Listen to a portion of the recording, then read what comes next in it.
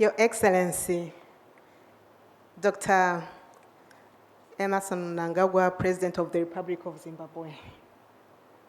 Your Excellency, Ambassador Claver Gatete, Executive Secretary for the United Nations Economic Commission for Africa. Your Excellency, Ambassador Rebecca, my dear sister, here, our chairperson for the Bureau. Excellencies, ministers, heads of international organizations, representatives of the private sector, of the civil society organizations, allow me to stand on established protocol in the interest of time. I bring you greetings from the African Union Commission, from our chairperson, His Excellency Musa Faki Mahamat, and the commissioners. Allow me to express my gratitude to you, Your Excellency, Mr. President, to the people and the government of the Republic of Zimbabwe for their warm welcome in this beautiful touristic city of Victoria Falls. Mosi Oyatunya, in the blessed land of Zimbabwe, and for your exceptional hospitality in hosting this meeting. Mr. President, thank you for leading us on this existential path.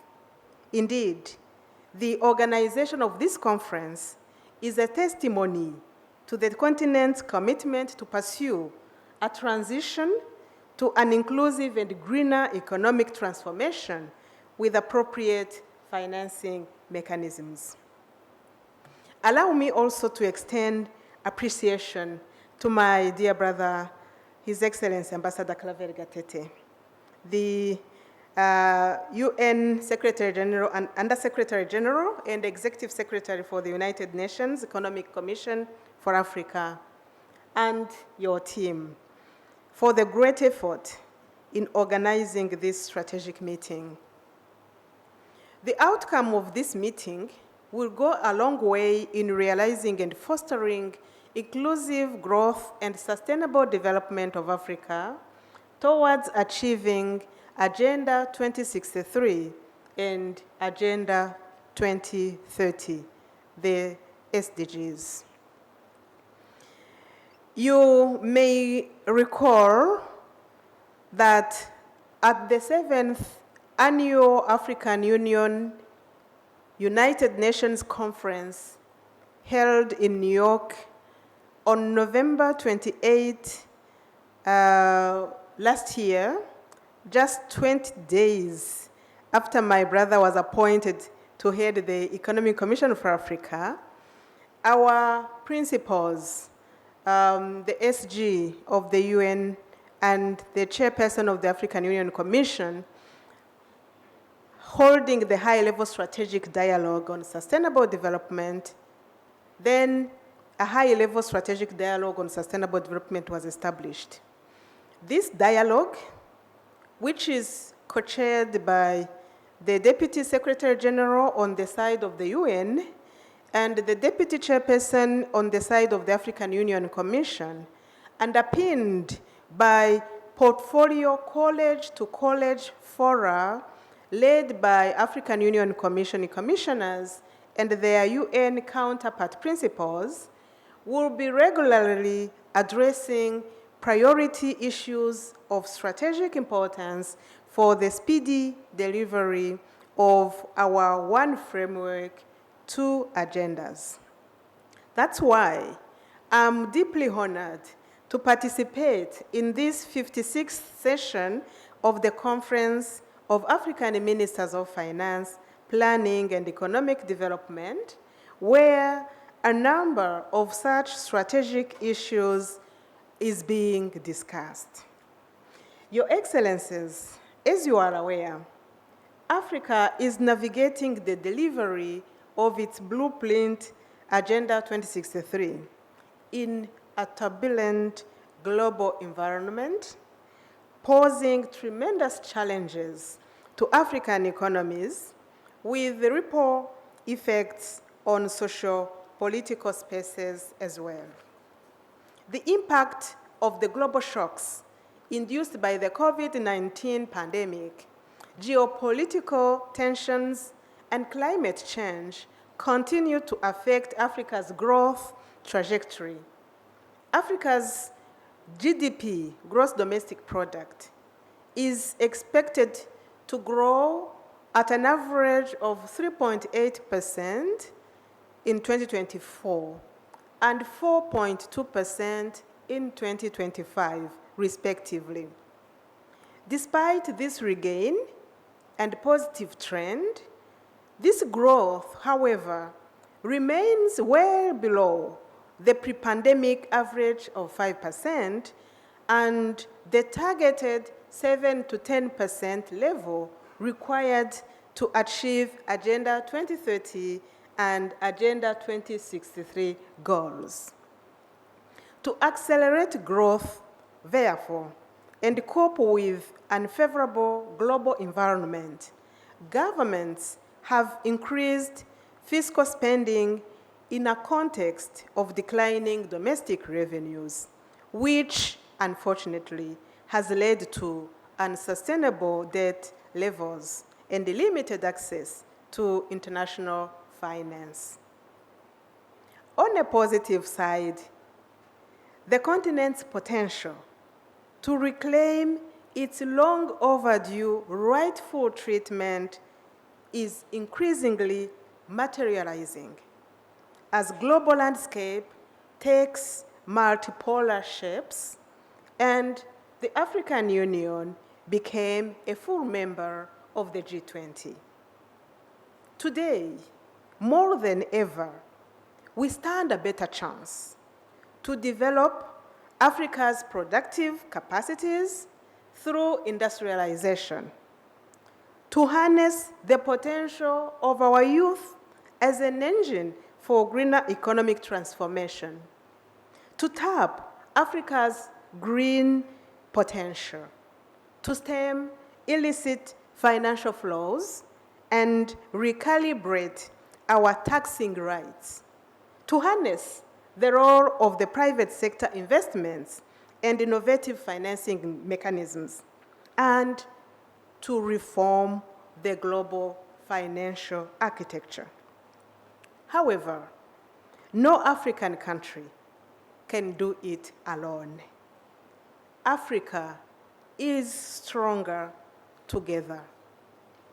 I will argue that the value proposition of the African Union is indeed to foster coherence in our strategies and amplify our common voice. Your Excellencies, this conference comes at an opportune time of our collective renewed commitment towards a transformed Africa. The adoption of the second 10-year implementation plan of Agenda 2063 with its 7 ambitions, which we call the moonshots, which was adopted by the Assembly of the Heads of State and Government of the African Union Commission in their meeting held last month, mid-February. This adoption amplifies the commitment of our member states to accelerate the attainment of the Africa we want. It builds on the lessons learned from the past decade of implementation of the Agenda 2063, which was a decade of convergence.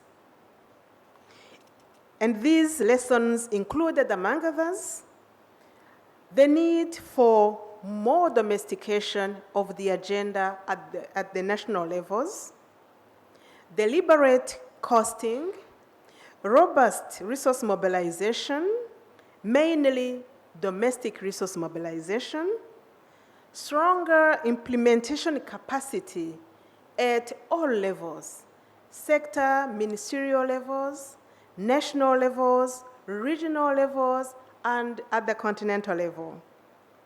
Better data and statistics, and better reporting to monitor progress, as well as more engagements of the civil actors, of the media, of academia, and private sector players for a shared vision and purpose. Therefore, the decisions you're going to take today in this conference will take us a long way. They will shape the future of our continent for generations to come. I suggest that you may consider, Your Excellencies, Honorable Ministers, the following among key decisions. One, that our member countries, we recommit to the domestication of the second 10-year implementation plan of Agenda 2063 and ensure its mainstreaming in national budgets, as well as the joint reporting on the both agendas, Agenda 2063 and the SDGs. The African Union and the UN, we are working at that joint monitoring and reporting framework. Number two, that we consider enhancing the participation of the Ministers of Finance, Planning, and Economic Development in the governance structures of our Union to continue to actively shape agile common positions on relevant matters. We have platforms such as the Executive Council, the sectoral technical committees, even the Committee of 15 Ministers of Finance. All of these are calling for your contributions to continue shaping this agenda as far as economic development is concerned. Number three, that we continuously capacitate the different fora and structures that contribute to conveying our common voice. We have the African Union participation in the G20. We have several groups of African ambassadors and African Union representational offices based in multilateral capitals which we know, such as the New York one, Brussels, Geneva, Rome, Vienna, and others. These need our full backing and our contribution to strengthening the capacities.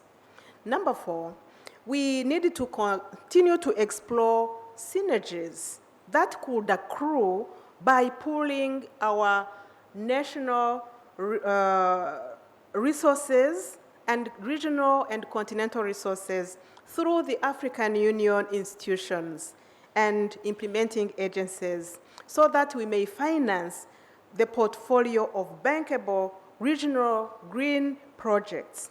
If I could just give you some example, we have an African Union Development Agency, the AUDA-NEPAD, which could be, actually is accredited to access the Green Finance Climate Fund. And this is a good channel to support our countries that are at several levels of capacity and may not even be finding it easily accessible to pass the accreditation systems. Another example is the Africa Risk Capacity. That is actually ensuring the continent against disaster risk. And we need more number of countries paying their premium so that we may pool our resources together, and through the big number rule, then you will be actually hedging better against the disaster risk. Another example can be our African Union, African continental MDBs, such as the FDB, such as the Flexim Bank. By the way, the African Union Assembly has endorsed that these could actually receive the reallocated SDRs and help the continent to leverage more capital through international capital funds markets and on lend cheaply to member states.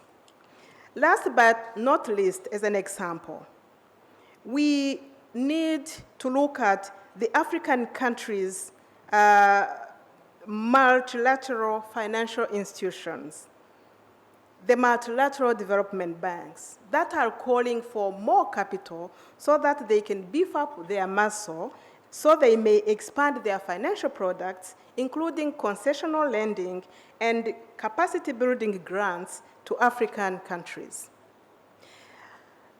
Number 5, recommendation.